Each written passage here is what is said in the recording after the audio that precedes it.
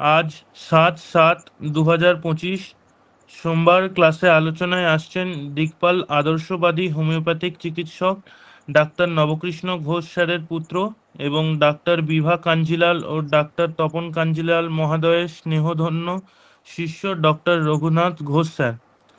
আজ আলোচনার বিষয় হলো হোমিওপ্যাথিক ঔষধ মাক্সল পার্ট 5।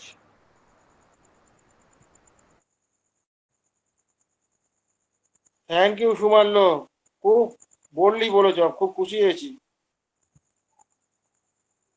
ধন্যবাদ আজকে সঞ্চালককে। ধন্যবাদ যে সঞ্চালক আজকে শুরুটা মাক্সর পঞ্চম পর্ব বললেন। এই আজকের পঞ্চম পর্বে এই শুভ সন্ধ্যায় হোমিওপ্যাথির কাছে সকলের প্রত্যাশা মূল্যবান সময় যেন মূল্যবান কাজে ব্যয়িত হয়।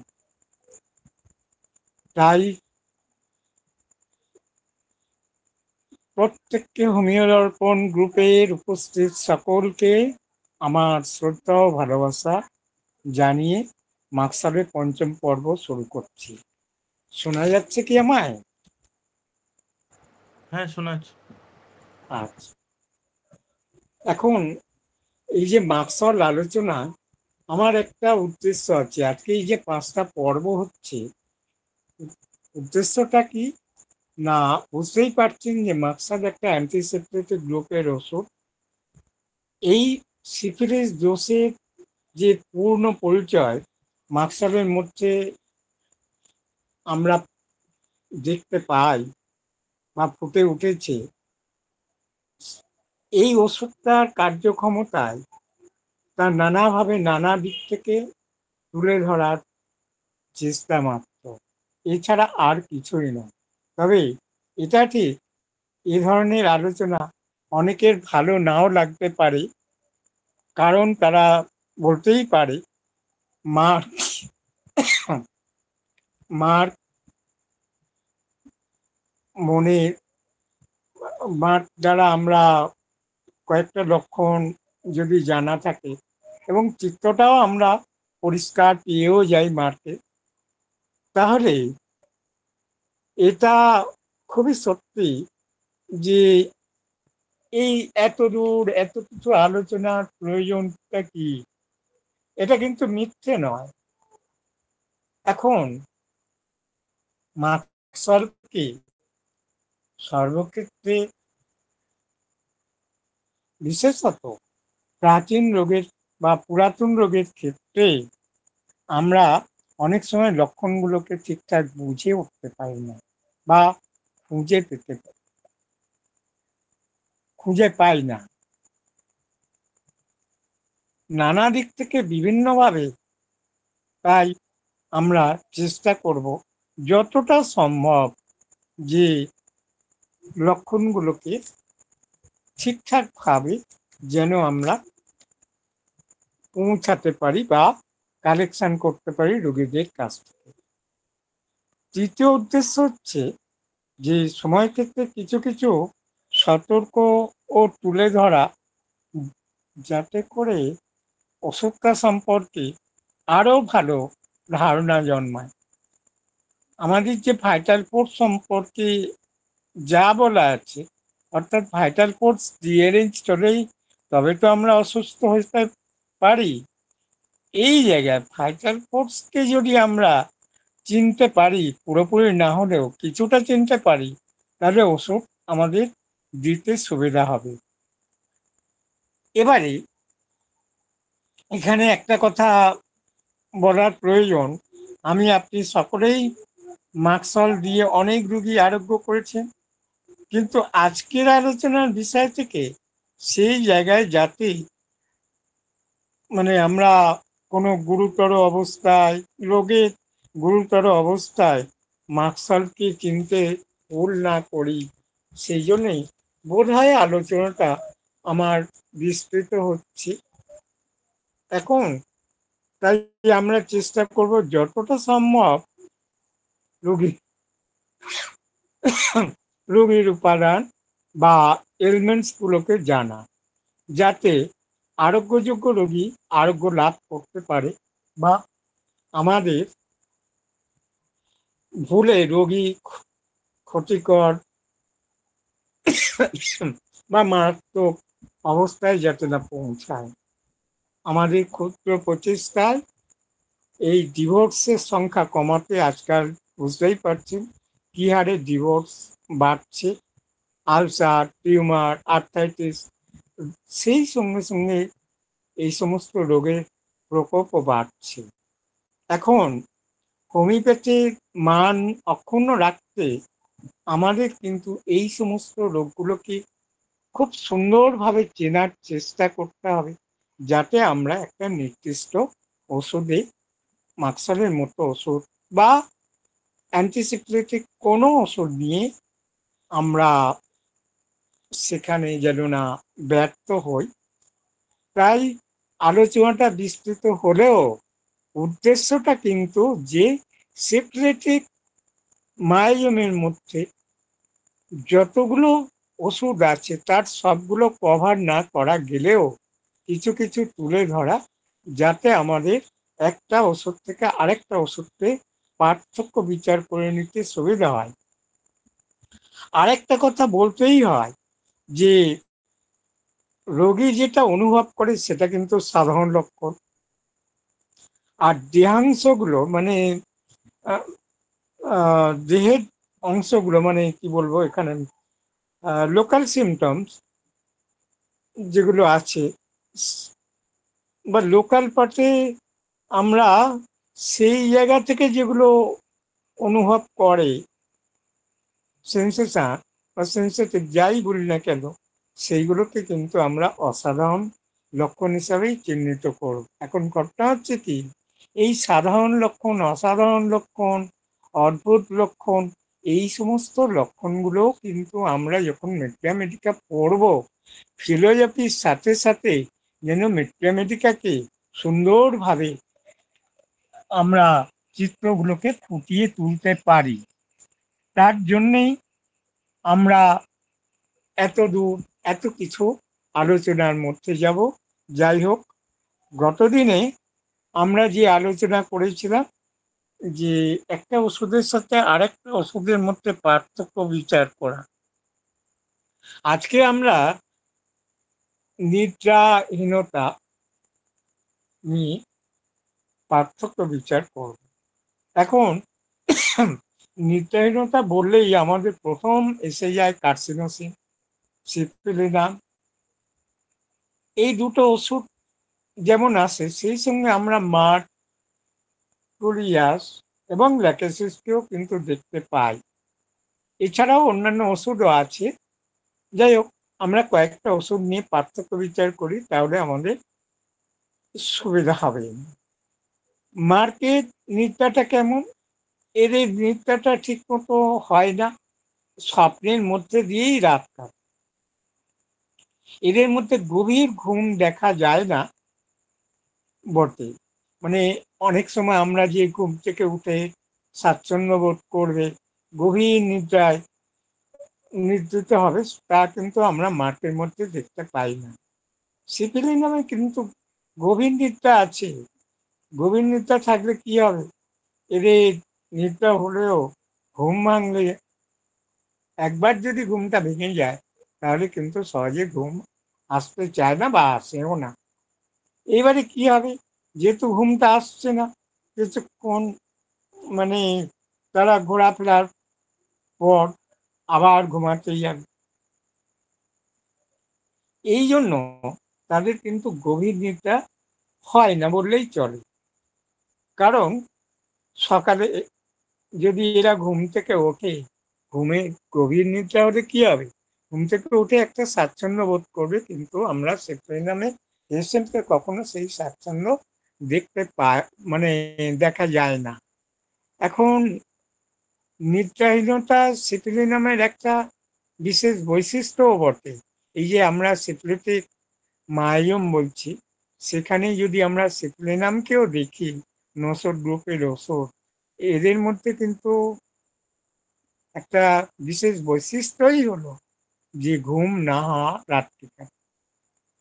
আর এই সিপিলিনামের পেশেন্টের মধ্যে আমরা কি দেখি, যেটা মাস্টারেও আছে, যেহেতু অ্যান্টিসিপিলেটিক ড্রাগ, আর যে রাত্রি কালটা এদের কাছে যেন কি বলবো, মানে বিভীষিকা, মানে একটা যেন জম যন্ত্রণা এদের কাছে অনেক সময় মনে হয়। শুধু ঘুম নয়, তাদের মধ্যে যদি অন্যান্য কষ্টও দেখা যায়, সেক্ষেত্রেও আমরা এদের ভীষণ কষ্টকর অবস্থায় দেখতে পাই। এছাড়াও আমরা সালফারেও দেখতে পাই যে নিদ্রাহীনতা, এই সরি, নিদ্রার শেষে যে কষ্ট, সেটা আমরা সালফার ল্যাকেসিসেও দেখতে পাই। আবার এই যে নিদ্রার মধ্যে বৃদ্ধি, যে ল্যাকেসিসে আমরা দেখতে পাচ্ছি, সালফারে ও দেখতে পাচ্ছি যে সকালে ঘুম থেকে উঠছে কিন্তু তার কষ্টকর লক্ষণে বৃদ্ধি হচ্ছে। আবার যদি ল্যাকেসিসকে এই জায়গায় যোগ করি আমরা সিমটমস গুলো, যে দূর থেকে এরা পিছন দিকে কিন্তু বাতাসটা দিলে স্বাচ্ছন্দ্য বোধ করে বা ভালো বোধ করে। সালফার কি করছে এই জায়গায়, যে মানে তার যে আচ্ছাদিত অংশ, সে কিন্তু মানে মুক্ত বাতাসে, মানে আচ্ছাদিত অবস্থাটা সে মুক্ত বাতাসে যেতে বা থাকতে পছন্দ করে বা স্বাচ্ছন্দ্য বোধ করে। এই জায়গায় সিপিলিনামকে আমরা কি পাচ্ছি, সিপিলিনামকে দেখতে পাচ্ছি গায়ের ঢাকা সব ঢাকা খুলে ফেলবে, এবং মানে প্রচুর বাতাসের আকাঙ্ক্ষা, মানে বাইরে থাকবে খালি গায়ে, গায়ে কোনো রকম আচ্ছাদন পছন্দ করে না, এবং প্রচুর বাতাস, তাতে হয়তো কিছুটা অস্থিরতা কমে। আবার যদি আমরা কার্বোভেজের দিকে যাই, সেখানে দেখবো যে কার্বোভেজ বাতাস চায়, মুখের সামনে বাতাস চায়, কিন্তু তুলনামূলকভাবে সিপিলিনামের চেয়ে কম। এবার আমরা যদি ফিস্টুলা বা ফিসার বা ভগন্দর বা অ্যাডাল ফিসার যাই বলি না কেন, সেই নিয়ে আমরা একটা তুলনামূলক আলোচনায় যাই। আজকে এই রোগীর সংখ্যাও আমাদের কাছে খুব কম নয়। মার্কে আমরা কি দেখতে পাচ্ছি, যে নির্বোধ ডালনেস আমরা দেখতে পাচ্ছি। বারে বারে একটা কথাই বলতে চাই, এর এই যে আমি প্রথম দিন থেকে আজও পর্যন্ত বলে যাচ্ছি, এবং শেষ মানে আরো পরেও বলবো, যে মাকসল ধীরে ধীরে কিন্তু একটা নির্বোধ অবস্থার দিকে চলে যায়। আবার কি দেখতে পাই আমরা, যে মাকসলে ঘর্মে, মানে ঘামের মধ্যে দিয়ে এদের কষ্ট বৃদ্ধি। আর কি না, এরা নাতিশীতোষ্ণ আবহাওয়াটাই পছন্দ করে। সেই জায়গায় সিপিলিনামকে আমরা কি দেখতে পাচ্ছি, মার্কেট, যেমন আমরা আরেকটা কথা বলা হলো না, যে এদের যে ক্ষতটা সেটা কিন্তু চর্বিযুক্ত, এবং গায়ে মাংস, মাংসাঙ্কুরই বলি, মানে দানা দানা তার গায়ে দেখা যায়। সিপিলিনামের অবস্থাটা কিন্তু যন্ত্রণাপূর্ণ।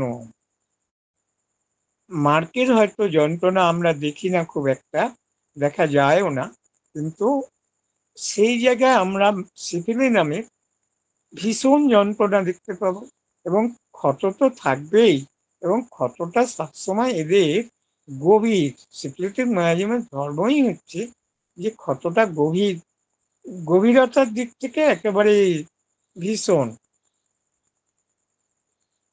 সালফারে আমরা কি দেখতে পাচ্ছি, যে শরীর নেচার বর্তমান থাকে, এদের যত যন্ত্রণা যত কষ্ট কিন্তু মল ত্যাগের সময়ে, পায়খানার সময়, এরা দেখবেন ওই সময় খুব কষ্টকর অবস্থায় এমনি কান্নাকাটি পর্যন্ত করে।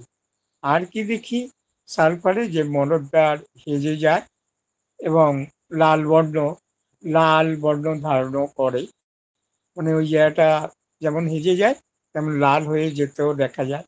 এরা মুক্ত বাতাস সে কিন্তু এই কষ্টকর অবস্থাটা কম হয়। একটা কথা বলতেই হয়, এই যে আমি রোগের নামকরণ করলাম এর সাথে কিন্তু ধাতু মানে গত দিকটা আপনারা কিন্তু অ্যাড করে নেবেন, না হলে কি হবে, বা ম্যাথমেটিক দিকটাও কিন্তু অ্যাড করবেন। যদি তা না করা হয় তাহলে ওই ফিসার বা ফিস্টুলার কেবলমাত্র সদৃশ লক্ষণ ভিত্তিতে, মানে সদৃশ হলে তাহলে কিন্তু অনেক সময় বা বেশিরভাগ সময় রোগটা সাপ্রেসড হয়ে যেতে পারে বা প্যালিয়েশন হতে পারে। এই জায়গাটা কিন্তু আমাদের সর্বদাই সতর্ক থাকতে হবে। সোজাকে আমরা কিভাবে দেখছি না, তার টাটানি থাকবে ওই প্রদাহ স্থানে বা ওই ফিসারের উপর, ফিস্টুলার উপর। আর কি থাকবে না, চলাফেরায়ও তার টাটানি দেখতে পাবো, যেটা আমরা সাইকোটিক মায়োজমের কারণেই দেখতে পাই।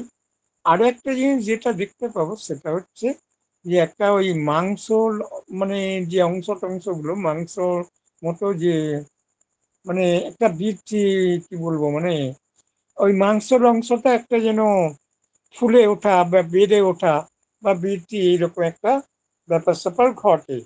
কিন্তু ঠান্ডা জলে এদেরকে কিন্তু এই সোজা পেশেন্ট হলে বেশি কষ্টটা পাবে, এবং বর্ষাকালটাই এদের কাছে খুবই কষ্টকর। আর্টসে আমরা কি দেখতে পাচ্ছি না, জ্বালা যন্ত্রণা থাকবে।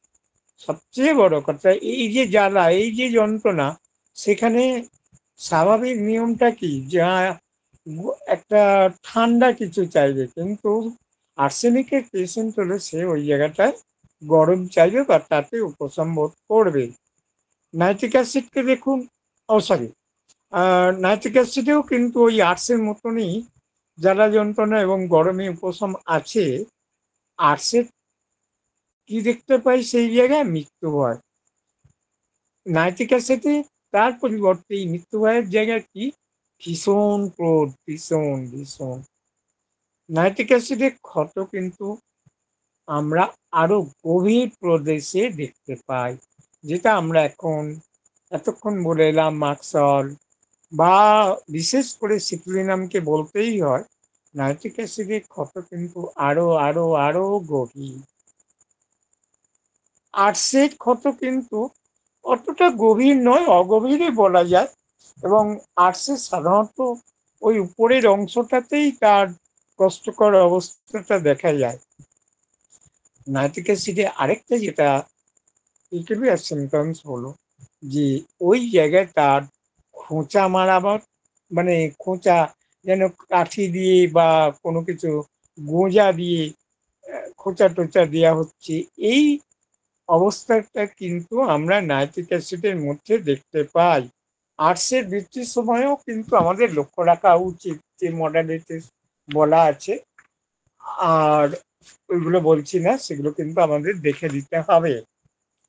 নাইট্রিক অ্যাসিডে আরেকটা কথা মনে রাখা উচিত আমাদের, এদের পেচ্ছাপ কিন্তু ভীষণ ঝাঁঝালো দুর্গন্ধ থাকে। নাইট্রিক অ্যাসিড আমরা কি দেখছি, যে এদের জ্বালাটা কিন্তু দীর্ঘ সময় দেখা যাবে, যে হয়তো পায়খানার পরে জ্বালা শুরু হলো, সারা দিন, মানে রাত তার যন্ত্রণা হয়েই যাচ্ছে এবং প্রচন্ড, এবং কেটে ফেলার মতো যন্ত্রণা। মানে কোথাও কোনো কিছু যদি আমাদের শরীরের অংশ কেটে যায়, তার যে যন্ত্রণা, তার যে কষ্ট, সেই রকম আমরা নাইট্রিক অ্যাসিডের মধ্যে দেখতে পাই। এবং এই যন্ত্রণা অবস্থায় এদেরকে ভীষণ কাতর হতে দেখা যায়, এ কান্নাকাটি পর্যন্ত করেই। আর কি না, সামান্য যদি স্পর্শ হয়, টাচ হয়, তাহলে কিন্তু যন্ত্রণাটা আরো আরো অতিরিক্ত বেড়ে যায়। এবারে এরকম একটা ঘটনা, মানে ফিস্টুলার কথা বলি, যাকে 3বার অপারেশন করা হয়েছে, কিন্তু রক্ত তার আর বন্ধ হয়নি। এবারে আমি রুগীর তথ্যটা পুরো বলবো না, ছোট্ট করে জাস্ট বলার কারণটা সেটা পরেই আপনারা বুঝতে পারবেন। এই রুগীটা কিন্তু ছোটবেলায় হাম হয়েছিল এবং হামের পর থেকেই তার নানান কষ্ট শুরু হয় এবং সমস্ত কষ্ট তার এই হামের পর থেকে। তবে হাম যা হয়েছিল খুব ভীষণ কষ্টকর অবস্থায় পৌঁছিয়েছিল। যাই হোক, সেগুলো আস্তে আস্তে চলে গেল বটেই, কিন্তু তার আরো অন্যান্য কষ্ট দেখা দিল। শুধু যেহেতু আমি এখানে ফিস্টুলা বা ফিসার, অ্যানাল ফিসার এই সমস্ত নিয়েই কথাবার্তা বলছি, তাই অন্যান্য কষ্টগুলো এখানে বললাম না। এইবারে কি হলো না, ফিস্টুলা কষ্ট কমে, রক্ত পড়া বন্ধ হয়, কিন্তু ওষুধ বলে আমরা কি করেছিলাম, মরবিলিনাম 10 দিয়েছিলাম। দেবার পরে কিন্তু তার এই ফিস্টুলার যে সমস্ত কষ্টগুলো ছিল, এমনি রক্ত পড়াও বন্ধ হলো। কিন্তু গন্ডগোল যেটা হলো সেটা সিফিলিস উদ্ভিদটা বেরিয়ে পড়ল। দুঃখের বিষয়, রোগীকে অনেক জেরা করার পরেও রোগী অস্বীকার করে। যখন বললাম যে দেখুন, আপনাকে আমার পক্ষে দেখা সম্ভব নয়, আপনি আমার চেয়ে প্রবীণ কোনো চিকিৎসককে দেখান, না হলে ভালো হতে পারবেন না। এই কথা বলার অর্থ হচ্ছে যদি মুখটা খোলে। এখন আস্তে আস্তে তিনি কিন্তু মুখটা খোলা শুরু করলেন এবং সেটা ইনিয়ে বিনিয়ে বলতে শুরু করলেন। যাই হোক, লাস্ট অব্দি আমরা আসল ঘটনা জানতে পারলাম। জানার পরে কি দেখলাম না, তার ভিজে আবহাওয়ায় কষ্ট বেশি হয়, চাউনিতে একটা বোকা বোকা ভাবও আমরা লক্ষ্য করলাম, ঘামেও ভীষণ দুর্গন্ধ। এই সমস্ত লক্ষণগুলোর মধ্যে, হ্যাঁ, তারপরে যেটা আমরা দেখেছিলাম যে এর মানসিক অবস্থাটা এই রোগীর মধ্যে যে খুব যেটা একটা চিন্তা সংকুল অবস্থার মধ্যে দিয়েই দিন কাটছে, বা আমরা দেখেও বুঝতে পারলাম। এই সমস্ত লক্ষণগুলোর ভিত্তিতে আমরা মাক্সা লোয়ানিন দিই।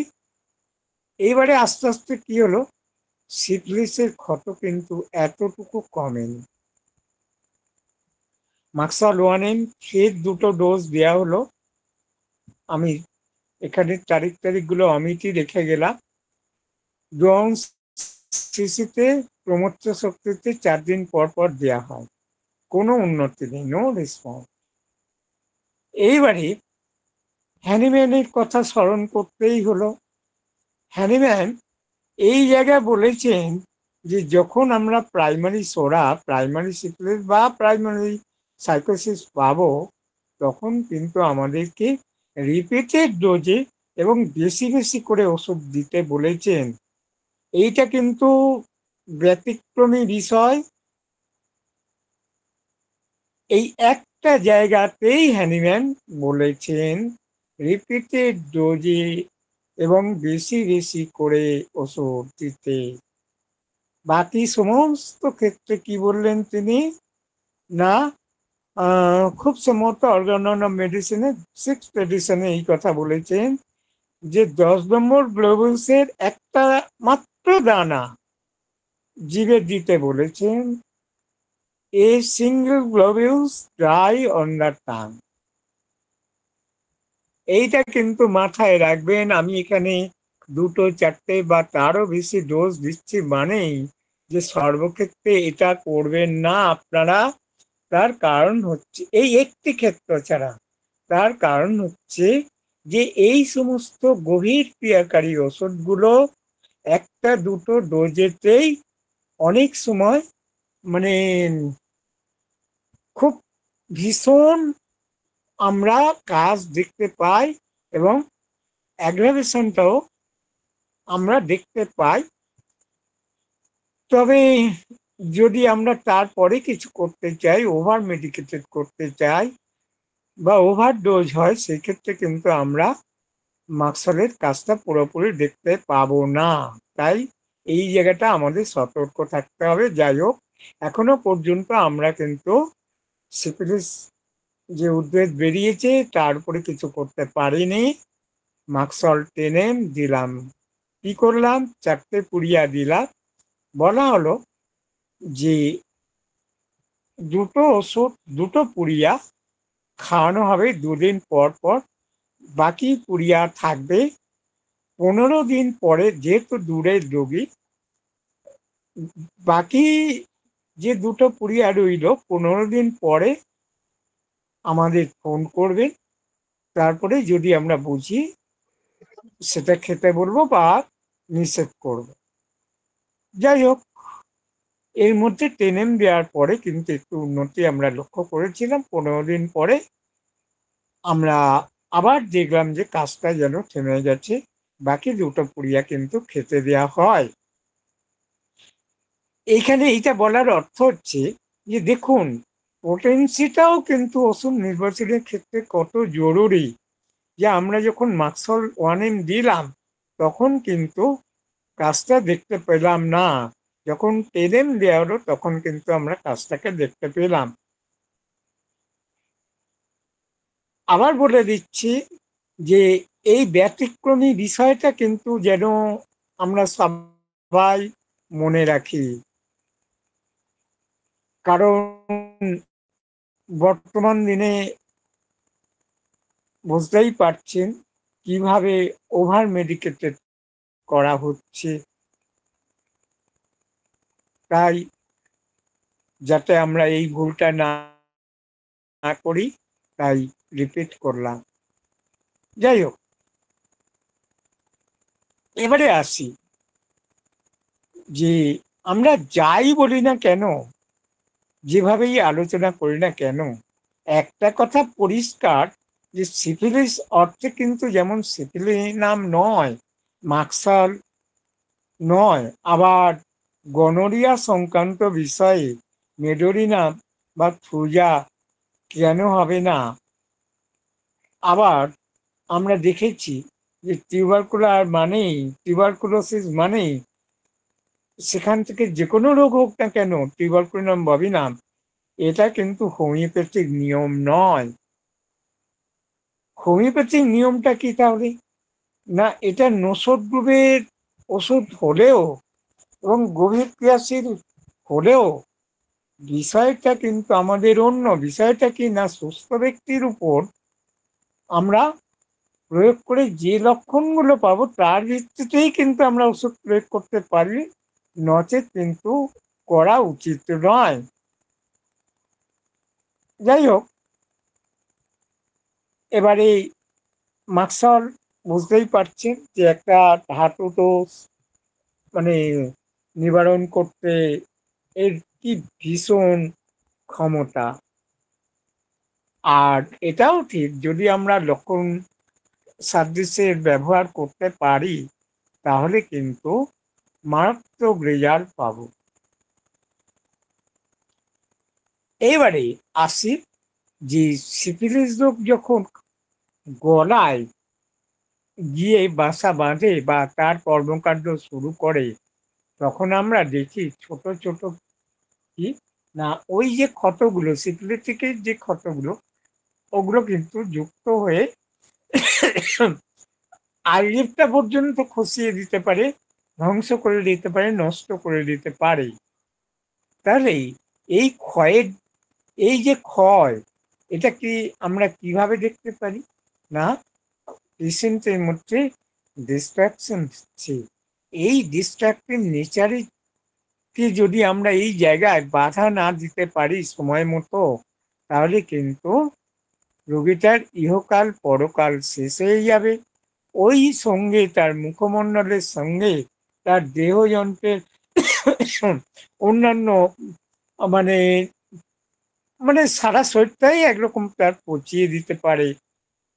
এবং দেখা যাবে হয়তো যে ওই জায়গাগুলোতে তার বা মুখমণ্ডলটা একেবারেই পচে দুর্গন্ধ বেরছে, প্যাচ প্যাচ করছে, এখানে কিন্তু যদি কোনো হোমিওপ্যাথ, অভিজ্ঞতা সম্পন্ন হোমিওপ্যাথ, তিনি কি করবেন? তিনি চিন্তা করবেন যে মাক্সল দেব, না ক্যালিবাইক্রম দেব, না ল্যাকেসিস দেব, না হিপাসালফার দেব, না নাইট্রিক অ্যাসিড। এদের সাথে কিন্তু তারা পার্থক্য বিচার করে নেবেন, শেষে কিন্তু একটা ওষুধই দেবেন। তার কারণ হচ্ছে, দেখুন, পেশেন্টের যা কন্ডিশন আমরা দেখতে পেলাম, এই জায়গায় দাঁড়িয়ে কিন্তু আমাদের খুব মানে কি বলবো, সূক্ষ্মভাবে বিচার করে যদি আমরা না ওষুধ দিতে পারি, তাহলে কিন্তু পেশেন্টটা আমাদের হাতে ডেথ হতে পারে। এবং হোমিওপ্যাথিক দৃষ্টিতে যদি পেশেন্টটা আরোগ্য বা কিওর হওয়ার অবস্থায় থাকে, তাকে যদি না আমরা কিওর করতে পারি, তাহলে সেটা একটা নিষ্ঠুরতার পরিচয় হয়, বা ক্রিমিনালের পর্যায়ে আমরা পড়ে যাব। তাই যে সমস্ত ওষুধগুলো বললাম একটু আগে, আমরা পার্থক্য দেখিয়েও এসেছি, আর করছি না বিস্তৃত হওয়ার ভয়ে। পার্থক্যগুলো কিন্তু আপনারা একটু দেখে নেবেন। তবে একটা কথা বলে নিই যে নাইট্রিক অ্যাসিড আর হিপাসালফার, এদের মধ্যে কিন্তু একটা প্রতিযোগিতা চলে লক্ষণের। কিরকম না, এদের উভয়ের মধ্যে কিন্তু দেখুন সেই কাঠি ফোঁটা বা মাছের কাঁটা ফোঁটার মতো একটা অনুভূতি আছে। এরা অত্যন্ত স্পর্শকাতর, উভয়ের মধ্যে কিন্তু ক্ষত সৃষ্টি করারও প্রবণতা আছে। যেমন একটু আগে বলেছিলাম যে নাইট্রিক অ্যাসিডের মধ্যে যে গভীরতম প্রদেশে ক্ষত সৃষ্টি করতে পারে, এটা কিন্তু আমরা হিপাসালফারেও দেখতে পাই।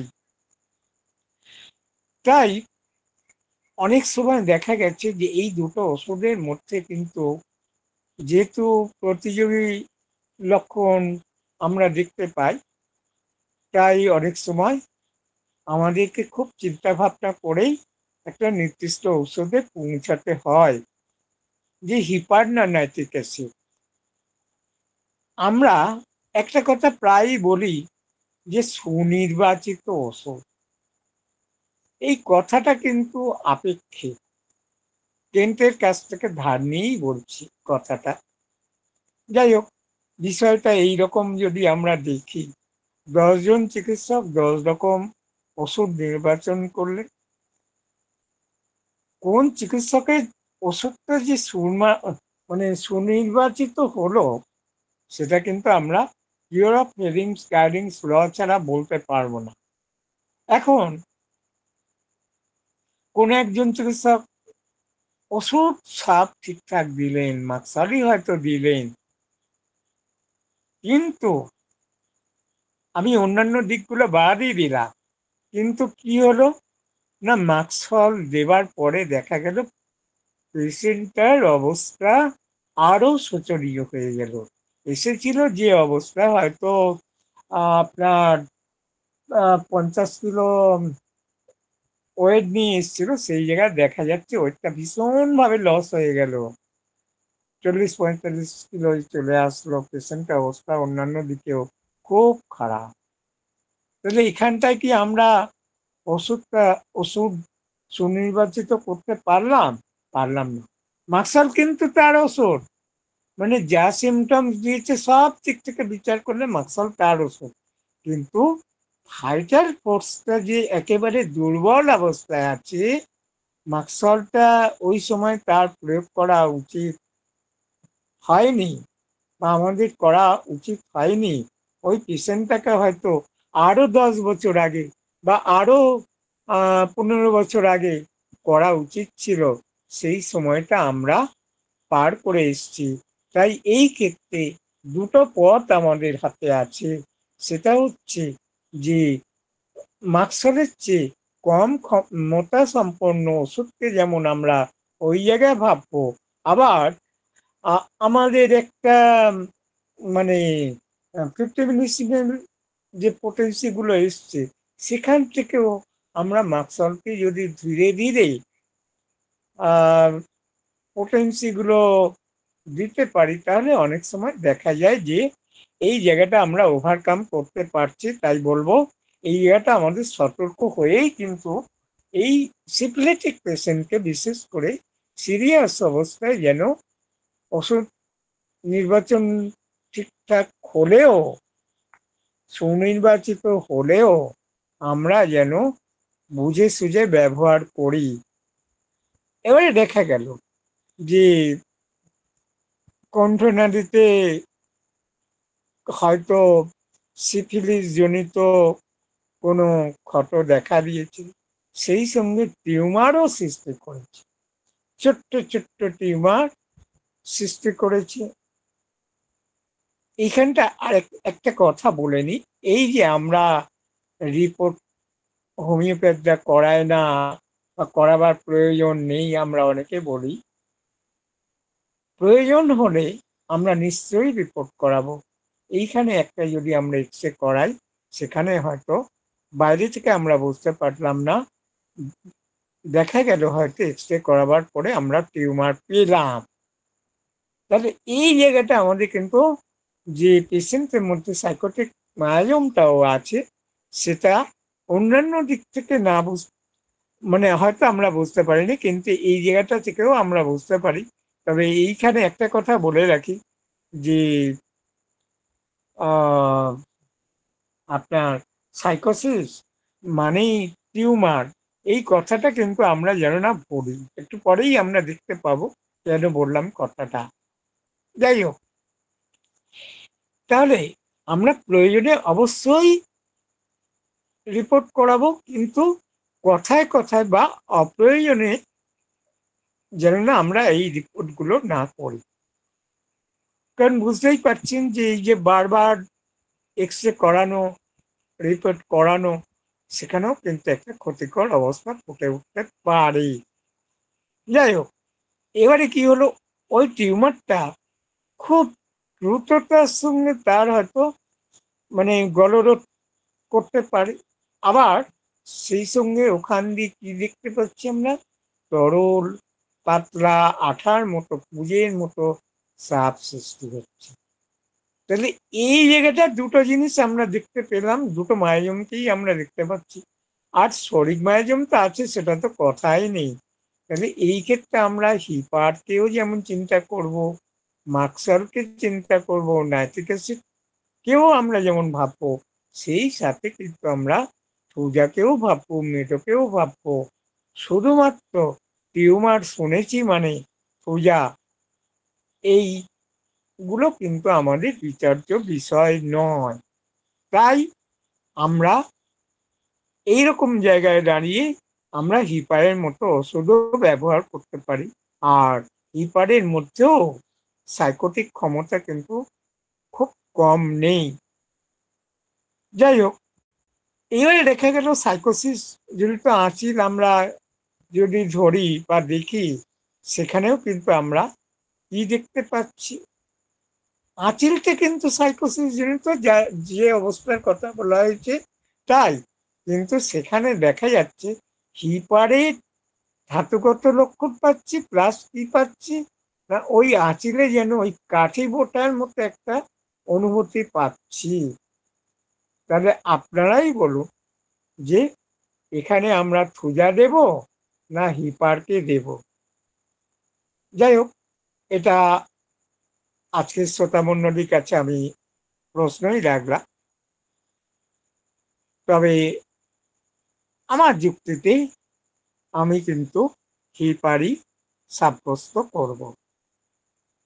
সেরকম যদি আমরা মাক্সালের ধাতুগত লক্ষণ পাই, আঁচিল টিউমার এই সমস্তগুলো পাই, প্লাস কি হলো, এই টিউমারের সাথে টিউমার হয়তো আমরা পেলাম, সেখানে কিন্তু একটা বিবর্ণ মানে একটা ডিসকালারেশন আমরা কিন্তু দেখতে পাচ্ছি, যে ওই জায়গাটা একটা যেন তার চামড়ার যে রংটা থাকার কথা, সেই রংটা কিন্তু আমরা দেখতে পাচ্ছি না। হতে পারে সেটা তামাটে রঙেরও হতে পারে, যেটা সিফিলিটিক মায়োজমে বলা আছে। এই বিবর্ণটা ধরলাম কি না টিউমার, কি দেখলাম না মাকসলের মতো আমরা ধাতুগত লক্ষণ পেলাম। টিউমারটাকে ভুলেই যান, মনে করুন রুগী টিউমারের কথা বলেই নি, যদি এই জায়গাটা জানলে কি আমরা মাক্সল দেব না? হ্যাঁ, আমরা মাক্সল দেব।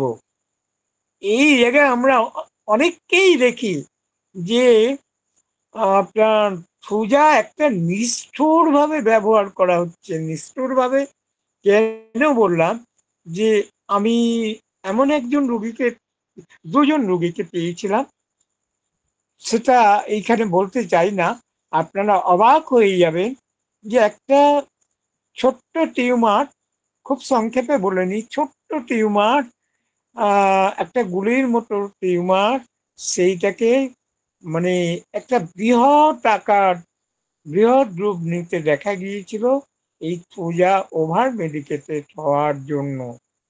আবার এমন একজনকে দেখেছিলাম তার মাড়িতে টিউমার বলে সেইখানে সোজা মানে ড্রাম, আহ, মানে ড্রাম ড্রাম খাওয়ানো হয়েছে। তারপরে একটা সময় গিয়ে দেখা গেল তার দাঁতগুলো উপড়ে পড়ে গেল, অপারেশন করলো, সেখানেও কিন্তু খুব ভালো রেজাল্ট আসেনি। মানে ওই যে তুজার উপর দেখা গেল একটা দীর্ঘ সময় পর্যন্ত ওই পেশেন্টের মধ্যে, ওই ভদ্রমহিলার মধ্যে ছিল।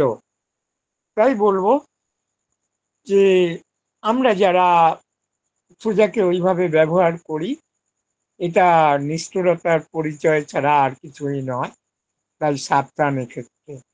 যদিও মাকসাল বলতে গিয়ে এই কথাটা বললাম।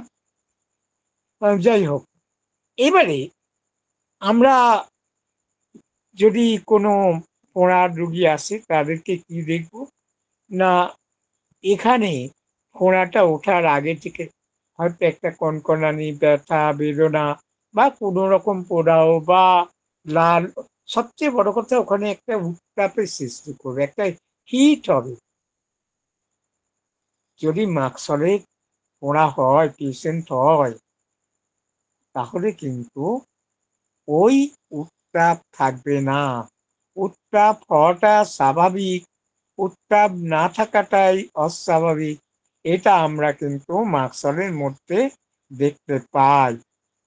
এইটা মনে রাখতে হবে যে মাকসলের কিন্তু একটা অদ্ভুত লক্ষণ, পিকুলিয়ার সিমটমস হিসেবেও গণ্য হতে পারে।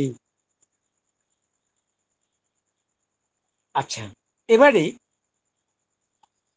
ফোড়া সম্পর্কে ওই কথা যেমন আমরা বললাম, পুঁজ হওয়াটা কি, ফোড়াটা থাকবে, পুঁজ হবে, আবার আস্তে আস্তে ধীরে ধীরে পুঁজটা শুকিয়ে যাবে, এটা তো খুব স্বাভাবিক ঘটনা।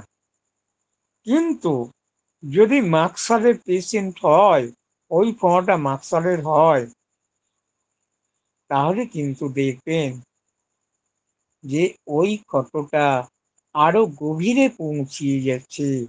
যদি হিপারের পেশেন্ট হয়, ওই ক্ষতটা আরো গভীর প্রদেশে পৌঁছিয়ে গেছে, ক্ষতের পুঁজ সহজে শুকনো তো হবেই না, সবুজাভ মানে গ্রিনিশ কালার ও মানে ইয়েলোইশ কালার এখানে কিন্তু পুঁজির রং আমরা দেখতে পাবো, যেটা অবশ্য আমরা সাইকোটিক মায়াজমের মধ্যেও পাই। মাকসালের মধ্যেও কিন্তু সাইকোটিক মায়াজমের উপর ক্ষমতা খুব কম নেই। যাই হোক, এবারে সময় মতো এই সমস্ত ক্ষেত্রে যদি আমরা এইরকম ভয়ঙ্কর অবস্থার মধ্যে, মানে গ্যাংগ্রিনের অবস্থার মধ্যে যাতে না পেশেন্টটা পৌঁছায়, বা আরো আরো মারাত্মক অবস্থায়, ইভেন ক্যান্সারের মতো রোগ যাতে না ওইখান থেকে সৃষ্টি হয়, আমরা যদি সময় মতো মাকসল দিতে পারি, তাহলে এই ব্যাপারে আমরা নিশ্চিত হতে পারবো। যাই হোক, মাকসলের পেশেন্ট হলে দেখবেন ওই জায়গায় কিন্তু সে কোনো রকম গরম পোল্টিস দিতে চাইবে না। এইবারে আসি কেন্টের কথা অনুযায়ী আমরা উন্মাদভাবে যে পুরুষত্বহীনতাই কিন্তু মাকসারের পেশেন্টের মধ্যে দেখতে পাই। আজকে এই যে প্রথমেই বলেলাম ডিভোর্সের সংখ্যা বাড়ছে, এখানে ও কারণ খুঁজলে দেখা যাবে যে হয়তো বৈবাহিক সম্পর্কে আবদ্ধ হওয়ার আগেই সে মাস্টারবেশন করেছে প্রচুর, এখন সময়কালে সে কিন্তু আর তার স্ত্রীর সাথে সঙ্গ দিতে পারছে না। এখানেও কিন্তু আমরা মাকসালকে ভাবতে পারি। আমরা যদি মৃগী রোগ দেখি, সেখানে আমরা কি দেখতে পাবো মৃগী রোগের মধ্যে, যে ইন্টারনালি আমরা সোরাকেই কিন্তু এখানে বিশেষ করে চিহ্নিত করতে পারি। মানে আভ্যন্তরীণ সোরাই কিন্তু এই মৃগী রোগ সৃষ্টির ক্ষেত্রে কিন্তু মূল কারণ।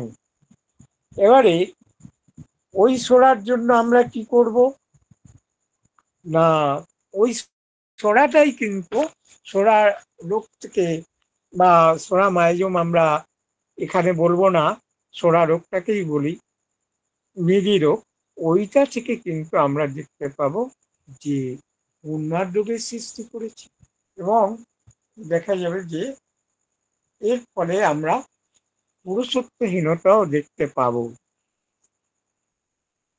এখন যখন আমরা বংশগতভাবে সোরা রোগ একই পরিবারের মধ্যে এরকম চলতে থাকে, তখন কিন্তু আমরা যদি সেখানে 3 জন 4 জন সদস্য থাকে, তাহলে কি দেখব না, তাদের মধ্যে কারোর দেখবো পুরুষত্বহীনতা, কারোর বা পাগল, কেউ বা ক্যান্সারের মতো রোগ সৃষ্টি, মানে রোগ দেখতে পাচ্ছি আমরা। এখানে কিন্তু প্রসঙ্গক্রমে একটা কথা বলতেই হয় যে আমরা অনেকেই ক্যান্সার মায়াজম, টিউবারকুলার মায়াজম নিয়ে অনেক কথা বলি, আমাদের স্টলওয়ার্সরাও কেউ কেউ বলে গেছেন। কিন্তু আমরা যদি একটু পিছন পানে তাকাই, তাহলে আজকের এই যে ক্যান্সার রোগ কোথা থেকে সৃষ্টি হলো, সেই সোরা থেকেই সৃষ্টি হলো। তাহলে আমরা কি পাই, সোরা থেকেও হতে পারে, সিফিলিস থেকেও হতে পারে, সোরা সিফিলিস কম্বাইন্ড।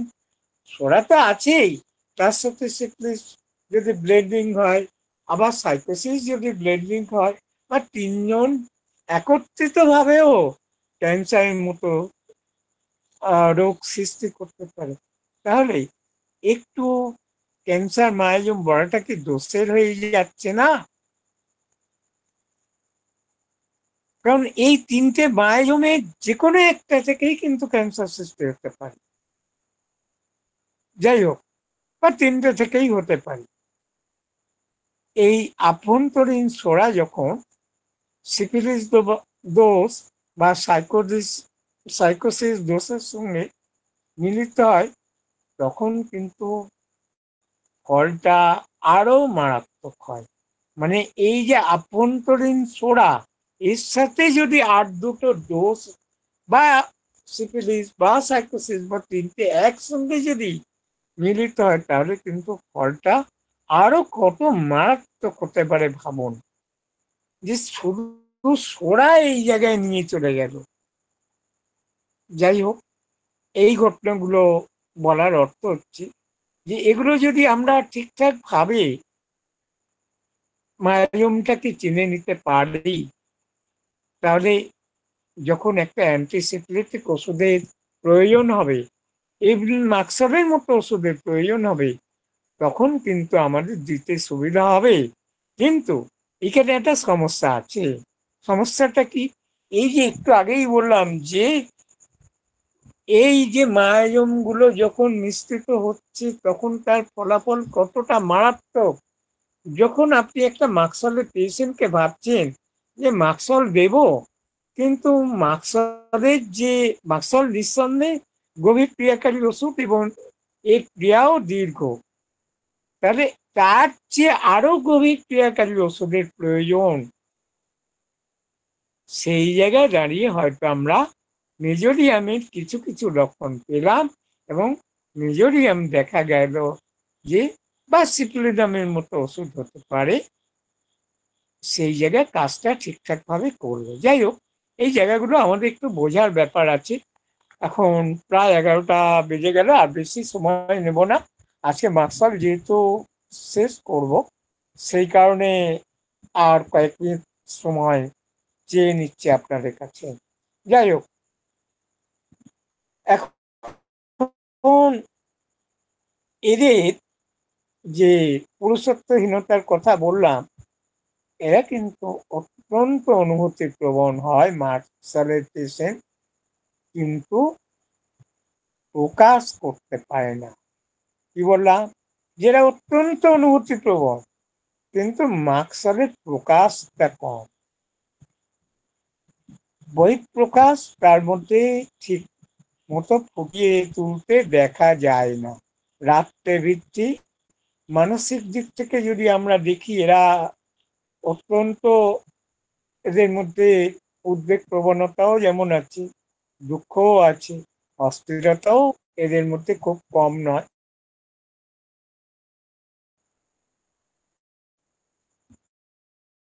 আর কি দেখবো, যে এদের প্রশ্নগুলো আমি আগেও আমরা বলে এসেছি, এখানে মাকড়িয়াস চিন্তা করলে আর কি আমাদের খুব প্রলাপ।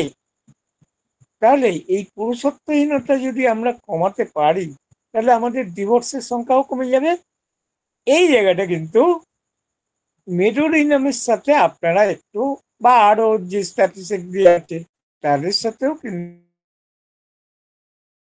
একটু পার্থক্য বিচার করেন। স্রাব যদি আমরা ফিরিয়ে আনতে চাই, সেটা সিফিলিটিক জনিত স্রাব হয়ে থাকবে, সেক্ষেত্রে কিন্তু মার্শালের ক্ষমতা ভীষণ ভীষণ।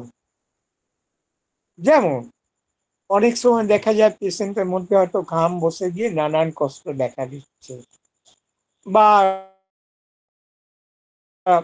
কানের পুঁজ হয়তো চাপা পড়ে গিয়ে করিয়া হয়তো সাপ্রেসড হয়ে গিয়ে নানান রোগের সৃষ্টি করছে। এই ক্ষেত্রে কিন্তু ঘাতগত দিক থেকে প্রয়োগ করতে পারি, তাহলে কিন্তু ওই সাপ পুনরায় এবং পেশেন্টটা কিওরের দিকে চলে যায়।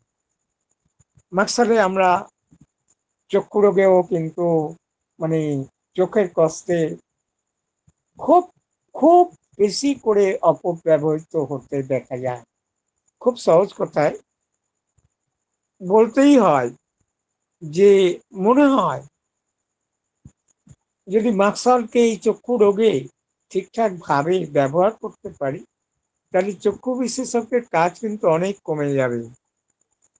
আর হোমিওপ্যাথি অনেক উচ্চে স্থান হবে, যদিও স্থানটা উচ্চে, লাভটা আমাদেরই হবে। যাই হোক, এই সাথে কিন্তু আমরা তুলনা করতে পারি ডালকামড়া, অ্যাকোনাইট, ফিপাসাকা প্রভৃতি ওষুধগুলোর সাথে। মার্শালের পেশেন্ট মাংস, মিষ্টি, দুধ এগুলো অসহ্য, মানে পছন্দ, অনিচ্ছা প্লাস অসহ্যও বটে। এদের হজম শক্তি কিন্তু খুব দুর্বল, টক ঢেকুর ওঠে, এবং টক ঢেকুর মানে কি বলবো, সেই তেঁতুলগুলা জলের চেয়েও ভীষণভাবে। যদিও এগুলো বলে তো আর মার্শাল হবে না, মার্শালকে আরো অন্যান্য সিমটমসের ভিত্তিতে চিনতে হবে। এদের মধ্যে কোষ্ঠকাঠিন্য দেখা যায়। আরেকটা কথা বলে নিই, যে এদের মার্শালের বসন্তকালের বৃত্তি আছে, যেটা আমরা ভ্যাকেশনের মধ্যেও দেখতে পাই। আবার এই মার্শালে কিন্তু বিছানার উত্তাপে বা গরমে কিন্তু তার কষ্ট বেশি হয়।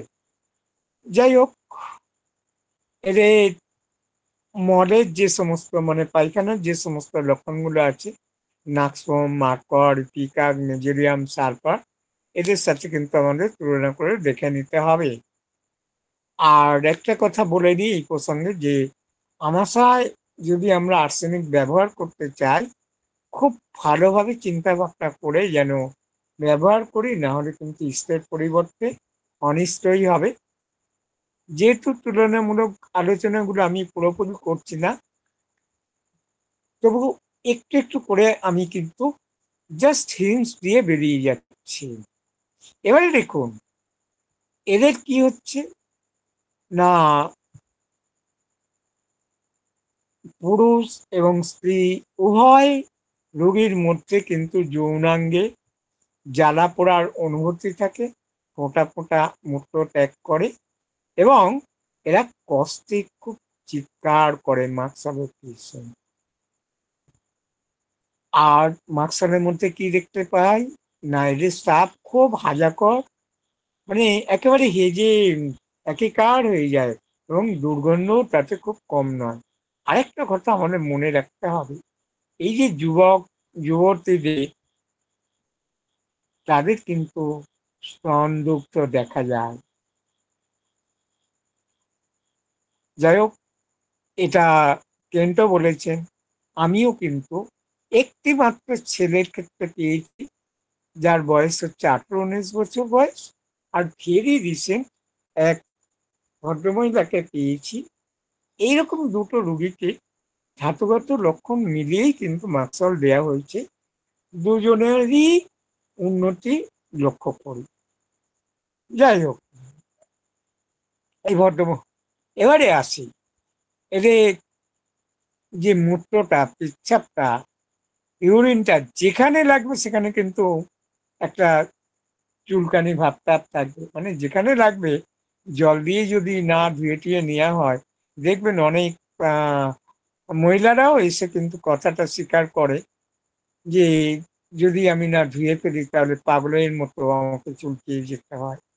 সেই ক্ষেত্রে কিন্তু আমরা মাকসালকে ভাবতে পারি।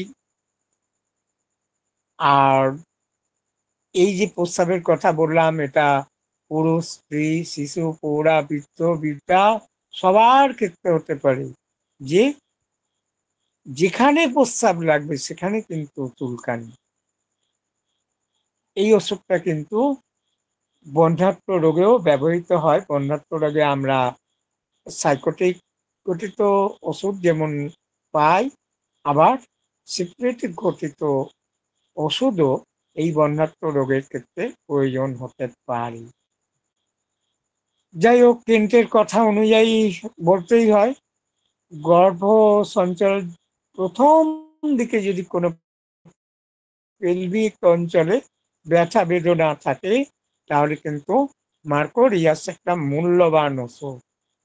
কেন্টের কাছ থেকে ঋণ করেই কথাটা বললাম, সবই ঋণ করা কথা। যাই হোক, আর অনেক সময় কি হয়, এই যে সামান্য ইনফ্লুয়েঞ্জা হয়তো টিবি রোগের মতো রোগ সৃষ্টি করতে পারে, কিন্তু ওই ইনফ্লুয়েঞ্জার সময় যদি আমরা বুঝে আনার মতো না কোনো ওষুধপত্র দিয়ে যদি মাকসল রোগীটার মধ্যে চিহ্নিত হয়, তাহলে দিলে দেখবেন অনেক দুরারোগ্য রোগ থেকে কিন্তু রেহাই দিতে পারে। অনেক সময় আমরা কি করি, ইনফ্লুয়েঞ্জাতে মন গড়া যা হোক একটা ওষুধ দিয়ে দিই, সেটা হতে পারে ব্রায়োনিয়া, রাস্টক, স্যাকনাইড, যে যার মন গড়া, সেখানে কিন্তু আদৌ সেই ওষুধে কোনো কাজই নেই বা হয়ও না, বা ওষুধটা তার রোগীটার মধ্যে কার্যকরী হয় না। কিন্তু আমরা উচ্ছ্বসিত হই, এই তো আমার এখন দিয়ে ব্রায়োনিয়া দিয়ে এই অবস্থা ঘটে গেছে। যাই হোক, যারা একটু হাত পাকিয়ে ফেলেছেন হোমিওপ্যাথিতে, তাদের ক্ষেত্রে অবশ্য প্রযোজ্য নয় কথাটা। এবারে একটা কথা বলে রাখা ভালো, শিশু যখন স্তন বা মানে স্তন পান না করে, তখন অনেক সময় কিন্তু আমরা ওষুধ খুঁজতে বলে বসে যাই।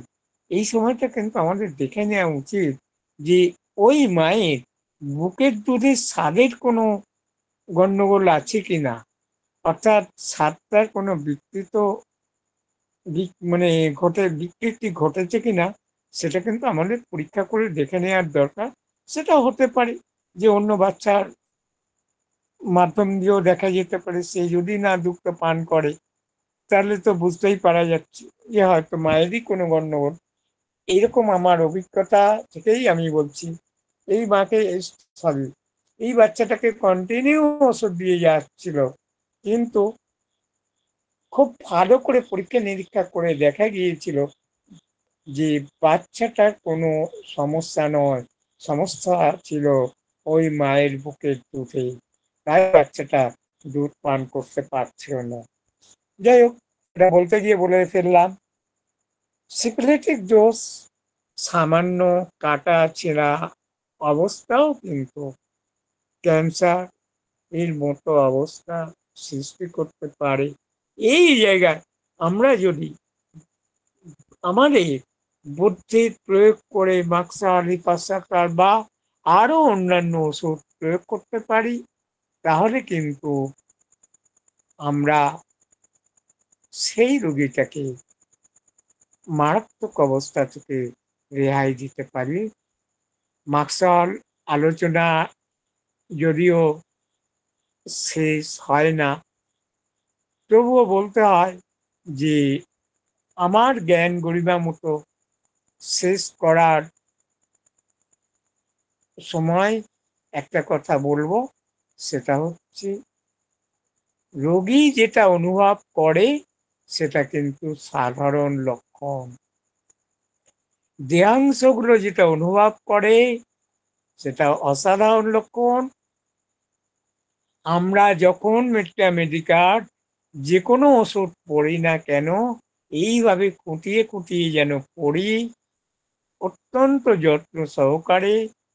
তাই একটা ছোট্ট কথা বলে, গল্প বলেই শেষ করি যে রাস্তায় যেতে যেতে কোনো পথিক দেখলেন যে একটা পাথর পড়ে আছে, এই পাথরটা তার কাছে কোনো মূল্যই নেই এখনো পর্যন্ত। যাই হোক, কি মনে হয়েছে, তিনি কোনো একজনের কাছে গেছেন, তিনি বললেন আমি 2 টাকা দেব। আরেকজনের কাছে গেলেন, তিনি বললেন ভাই এই পাথরের দাম 2 টাকা নয়, আরো বেশি 10 টাকা।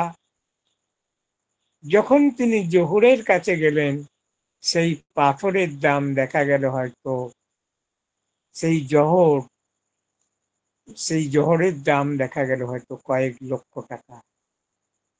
তাহলে এই হোমিওপ্যাথি আজকে আমার কাছে যে মূল্য, আরেকজনের কাছে সেই মূল্য থাকে না। তাই বলবো, ম্যাথমেটিকা পড়ার সময় অর্গানন অফ মেডিসিনের সাথে হোমিওপ্যাথিক দর্শন মিলিয়ে ম্যাথমেটিকা পড়তে হবে। এর পরবর্তী আমার ইচ্ছা রইল যে অ্যান্টিসিপেটিক ওষুধগুলো এইভাবে কিছু কিছু আলোচনা করে, আমার বিস্তৃতভাবে আলোচনা করার মানে এতটুকু ইচ্ছা ছিল না, তবুও বললাম এই কারণে যে আরো অন্যান্য ওষুধগুলোকে যাতে খুব সহজভাবে আমরা বুঝে দিতে পারি। ধন্যবাদ সবাইকে।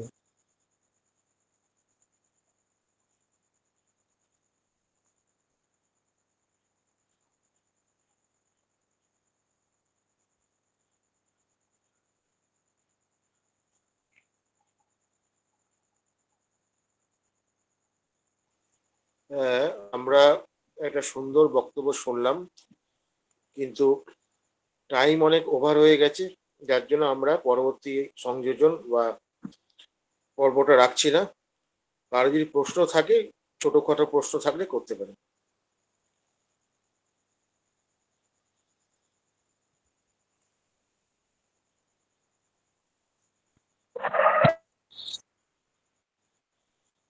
তো শুনতে পেয়েছেন?